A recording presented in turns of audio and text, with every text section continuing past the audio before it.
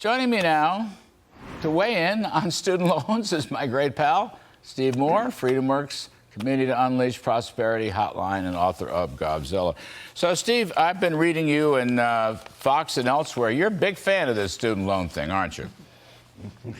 Yeah, well, the way I like to put it is, you normally to forgive is divine, but in this case, no. I mean, when you've got hundreds of billions of dollars of cost. And incidentally, to put a fine cloth over everything you just said about the economy, we are now, if you add the $300 billion of spending in this bill, plus the $600 billion in the bill they just passed last week, plus a few weeks ago, $200 billion, and then the $3 trillion last year, we're at about $4 trillion.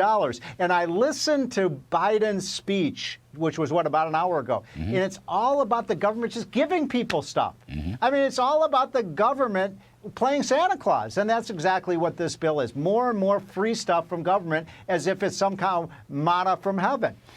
By the by, let's go back in time a little over a year ago. Yeah, a little over a year ago.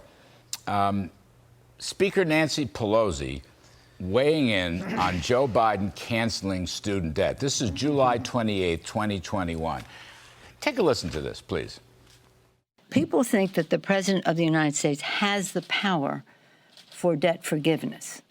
He does not. He can postpone, he can delay, but he does not have that power. The president can't do it. So that's not even a discussion.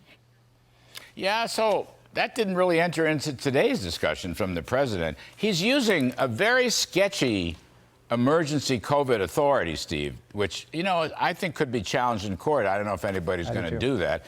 But he's really on pretty sketchy, shaky grounds, I think. And then other point I want to talk about, we don't like the fact that the middle class is trying to subsidize the upper classes once again. But, Steve, what's wrong with going back to private sector banking loans, whether it's car loans or health loans or student loans? It was Obama that ended bank lending and put it all into the education department, which, bless their little hearts, they're all sitting around figuring out sex and gender and critical race theory and all that stuff. They don't know anything about lending or credit risks or anything like that. Why not go back to the private sector, Steve Moore? So, a couple points here. I mean, first of all, you're exactly right about whether or not there's a real constitutional question about whether the president has the authority to do this. As I read the Constitution, and I'm not a constitutional scholar, but the power of the purse lies with the Congress, not the executive branch. And the fact that they're using this emergency power from COVID's been over for a year now. I mean, what are they talking about? There's no COVID emergency today. So I find that to be very troubling that this president is acting as if he's a dictator and he can spend money however he wants. Now, you're also right about the lending policies of the government.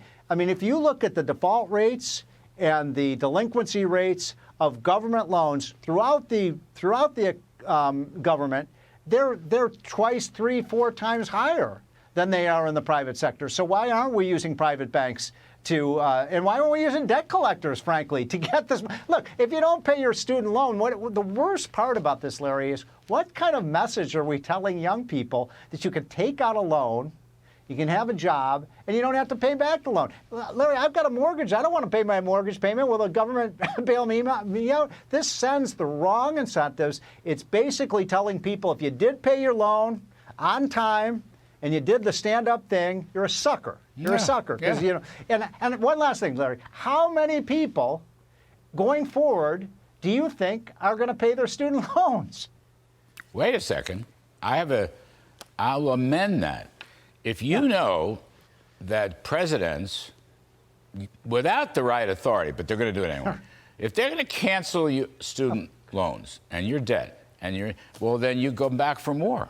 You'll keep piling on debt because the government's going to bail you out every time. I was talking to our pal, Kevin Hassett. Remember Ed Prescott, Nobel Prize winner?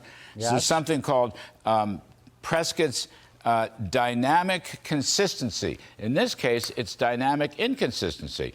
It's not like this is a one-time because you're going to expect bailouts again and again, cancellations of your debt. So what do? You borrow more. You borrow from the government.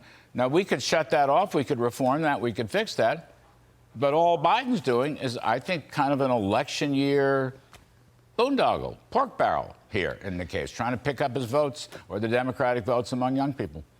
Yeah, you know, I'm going to say something about that because you're exactly right. That is the motivation. The Democrats that I've talked to all say this is just about picking up votes. But you know what? I think this is going to backfire. I think people are so angry about this. People, especially people who did pay their loans. They don't understand why it is that the deadbeats that are not paying back their loans should get write-offs and, quote, forgiveness, and the people who did the right thing. This is the thing that is so infuriating about government. All the incentives are wrong. We have welfare programs that pay you not to work. We have a tax system that punishes you if you work and invest and save. You know, here again, we're kind of punishing the people who did pay back their student loans because now they actually have to pay higher taxes, and we're rewarding the people who aren't doing that. And I just find that to be subversive to the whole idea of kind of you know, acting in a way that is appropriate and responsible. And I wouldn't be surprised if Biden doesn't start saying, well, you know, if you've got consumer credit card debt, we'll repay that off too. Well, it's only, we've still got a week left in August. There's September and October, plenty of time before the midterm election. Look, these are perverse incentives, and then you're going to get perverse outcomes. And the irony for all this stuff, we got to go, but socialism doesn't deliver the goods. All this big government. So, their own estimates, Steve, I'm going to talk some more about this as the show goes. Their own estimates, barely 2% growth for the next 10 years. It's not worth it. It's not worth it. We should be booming right now. Yes, booming.